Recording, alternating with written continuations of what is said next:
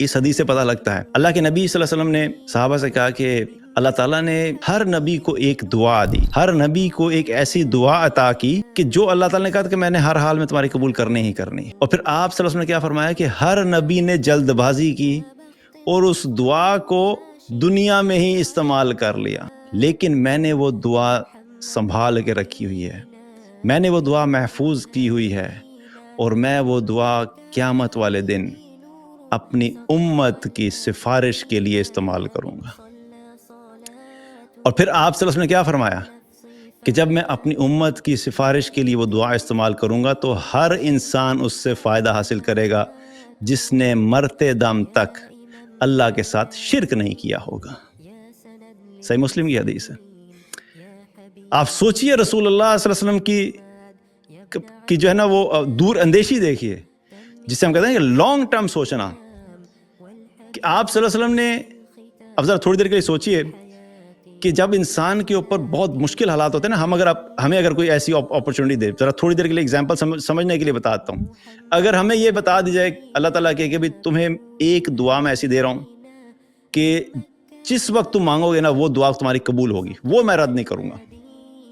آج اگر ہمیں مل جائے ایک دعا اور ہمیں پتہ لگ جائے گارنٹی سے کہ ایک دعا میرے پاس ہے، ون سنگل شاٹ، ایک شاٹ ہے تمہارے پاس، جو مانگنا ہے مانگ لو، ذرا سوچے تو ہم کیا مانگیں گے؟ ساروں نے ہاتھ کھڑے کرنے، یا اللہ میری اس جگہ سے شادی کرا دے۔ مطلب 90% نوجوانوں کی تو دعا ہی یہ نکلے گی، 90% لڑکے ہوں گے یا اللہ اس لڑکی سے شادی کرا دے، اور 90% لڑکیاں ہیں وہ نکلیں یا اللہ اس لڑکے سے شادی کرا دے۔ یہیں پہ دعا ختم، باقی دنیا میں کسی چیز کی فکر ہی کوئی نہیں، یہیں پہ ختم ہو جائیں گی دعا۔ اور پھر اگر ہم ذرا بڑے پرسپیکٹیو پہ چلے جائیں، ذرا رسول اللہ صلی اللہ علیہ وسلم کی سچویشن کو ہم سامنے رکھتے ہیں، آپ کے سامنے اس وقت کیا تھا؟ مسلمانوں کے اوپر مشکلات جو تھی بہت زیادہ تھیں، اور آپ اس وقت یہ دعا کر سکتے تھے کہ یا اللہ سارے لوگوں کو مسلمان کر دے، یا اللہ جتنے میرے فالوورز ہیں ان سب کو ان اذیتوں سے بچا دیں۔ آپ وہ بھی دعا کر سکتے تھے، اور آگے کا سوچتے ہوئے آپ یہ بھی دعا کر سکتے تھے کیونکہ آپ کو جو اس امت کے اوپر حالات آنے تھے بعد میں، ان حالات کا بھی پتا تھا، جو علامات قیامت سے متعلق جتنی بھی احادیث ہیں، آج ہم جس دور سے گزر رہے ہیں، اس امت جس مشکلات سے گزر رہی ہے، یہ تمام علامات اور یہ حالات ہمیں احادیث میں ملتے ہیں۔ اللہ کے نبی صلی اللہ علیہ وسلم نے بڑا واضح طور پہ بتا دیا تھا، ایک وقت ایسا آئے گا کہ سارے لوگ تمہارے اوپر ایسے چڑھ دوڑیں گے جیسے دسترخوان پہ لگے ہوئے کھانے کے اوپر لوگ ٹوٹتے ہیں۔ آج وہ حالات ہو رہے ہیں۔ آپ نے بتایا تھا کہ ایک وقت ایسا آئے گا کہ مال کی ریل پیل ہوگی اور مال بہت زیادہ ہو جائے گا اور تجارت بہت عام ہو جائے گی، یہاں تک کہ عورت اپنے خاوند کے ساتھ مل کے اس کا تجارت میں ہیلپ آؤٹ کرے گی۔ یہ بھی ہمیں پورا ہوتا ہوا نظر آتا ہے۔ آپ نے فرمایا تھا کہ ایک ایسا وقت آئے گا کہ جب اتنا پیسہ ہوگا کہ لوگ زکوٰۃ کے لیے پیسہ لے کے نکلیں گے اور لینے والا کوئی نہیں ہوگا۔ اور جس طریقے سے ابھی چیزیں بڑھ رہی ہیں، ٹھیک ہے ابھی بھی وہاں پہنچے نہیں ہیں، لیکن مال جس طریقے سے مالدار لوگوں کے پاس بڑھتا چلا جا رہا ہے، تو وہ ایک نیچے والا طبقہ بھی بہت ساری جگہوں پہ مالدار ہونا شروع ہو گیا۔